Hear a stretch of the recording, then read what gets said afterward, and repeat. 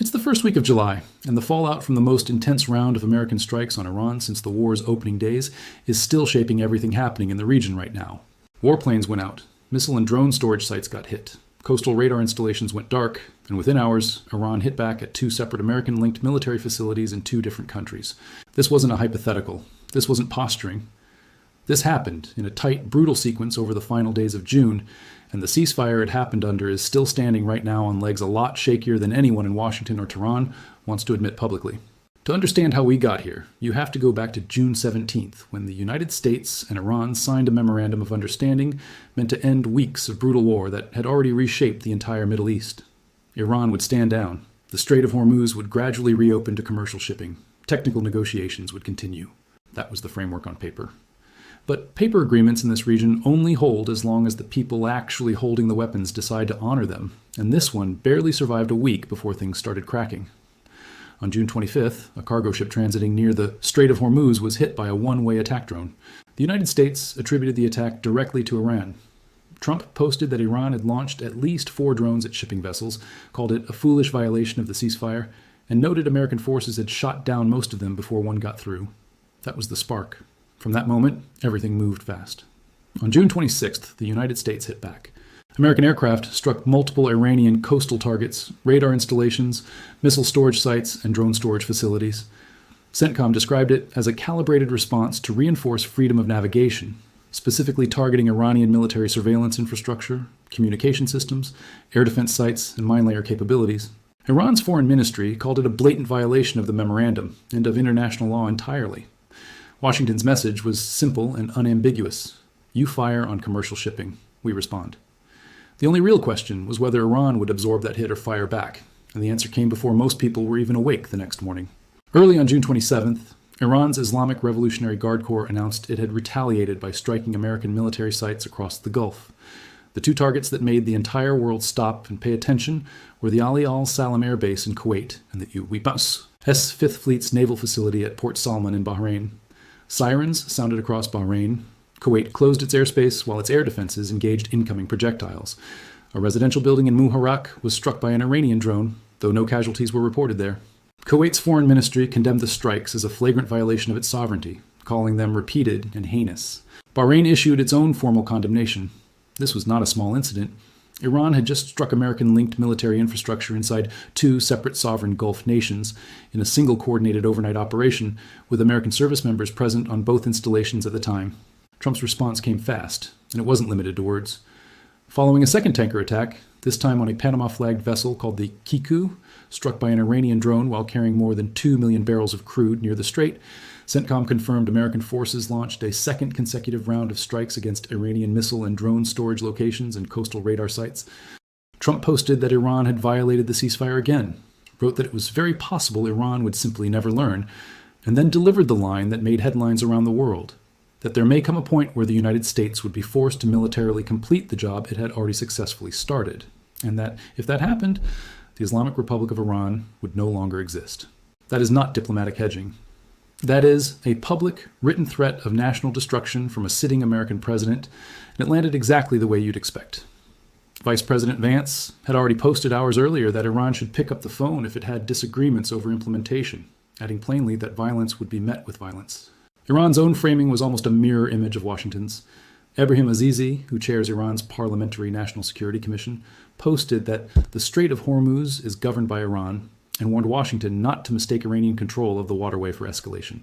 He described the earlier American strikes as ceasefire management rather than a breach, an argument that only makes sense if you already accept Iran's premise that it alone gets to decide the rules of transit through one of the most important waterways in the entire global economy. Iran's Revolutionary Guard, meanwhile, explicitly warned that continued American strikes would bring all diplomatic processes to a complete halt. By June 28th, both sides had reportedly agreed to stand down, at least for the moment.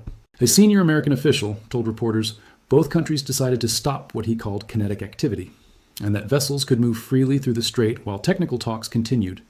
Trump's envoys were dispatched to Doha to meet with Qatari officials, and separate technical teams from both countries met through Qatari and Pakistani mediators to hammer out the details. But here's the detail that tells you how fragile this actually is. Under the original memorandum, The US and Iran had agreed to establish a direct military hotline between American forces and the IRGC, specifically to coordinate traffic through the strait and avoid exactly this kind of miscalculation. As of this past weekend, that hotline still was not operational, even as Iran kept insisting ships needed to coordinate passage through its own preferred corridor. A ceasefire that depends on rapid deconfliction, with no actual deconfliction channel up and running, is a ceasefire held together mostly by hope. Now here's the broader context that makes all of this so dangerous, because none of it is happening in isolation. Since February 28th, the United States and Israel have been at war with Iran, a conflict that began with the killing of Iran's own supreme leader, Ayatollah Ali Khamenei, in the opening strikes, along with several of his family members and dozens of senior officials. That war triggered waves of Iranian missile and drone attacks against Israel, Gulf Arab states, and American bases across the region, along with the effective closure of the Strait of Hormuz, a choke point through which roughly a fifth of the world's oil once moved on a daily basis. The economic shockwaves from that closure alone have been severe. Oil markets spiked sharply when the war began and have remained genuinely volatile ever since, jumping several percentage points within single trading sessions, depending on which side appears to be winning the standoff over the strait on any given day. This is not simply a distant regional conflict. It's a live economic shock layered directly on top of an active shooting war that keeps threatening to reignite. So why do both sides keep choosing escalation over de-escalation, even when a full-scale return to war would be catastrophic for everyone involved? The honest answer involves several forces pulling in opposite directions at once. On Iran's side, the Revolutionary Guard has always operated with meaningful independence from the country's formal diplomatic corps. Even while Iranian negotiators were preparing for talks in Doha and Switzerland, the Guard was simultaneously striking tankers and threatening American bases. That's not really a contradiction inside Iran's system. It's a deliberate strategy, using military pressure to strengthen the country's negotiating position and signal that no agreement signed under pressure will hold unless American behavior on the ground actually changes to match it. On the American side, Trump's posture throughout this entire war has been to respond with maximum immediate force to every Iranian provocation, while simultaneously insisting the door to diplomacy remains open. Strike hard, threaten harder, but always leave the phone line open, at least rhetorically. The problem with that approach is that it creates a feedback loop almost by design. Iran hits a tanker. The U.S. bombs Iranian facilities. Iran retaliates against American-linked bases in two countries. The U.S. bombs Iran again. Iran threatens to walk away from the entire diplomatic track. Every time that loop completes another cycle, the odds of one miscalculation turning a contained exchange into something far larger go up, not down. There's also a real question hanging over Iran's actual military capacity right now that deserves attention. Reports throughout this war have described serious morale and readiness problems inside the Revolutionary Guard, including desertions, pilots reportedly declining combat missions after Israeli fighters shot down a number of Iranian aircraft earlier in the conflict. A manpower shortage is severe enough that Iran has reportedly recalled retired personnel to active duty. A military, under that kind of internal strain, choosing to strike two heavily defended American-linked installations in a single night, is either a sign of genuine desperation, a leadership trying to prove continued relevance to a restless and war-exhausted population, or it's a sign the Guard retains more operational capacity than outside observers have been crediting it with. Neither interpretation is especially reassuring, and this entire standoff is now unfolding directly alongside one of the most politically loaded events Iran has staged in years. Iran's funeral for Khamenei began on July the 3rd and is scheduled to run through July 9th, moving his casket and those of several family members through Tehran, then across the border into Iraq to the Shia holy cities of Najaf and Karbala, before finally returning to Mashhad for burial later this week. Millions of mourners have turned out.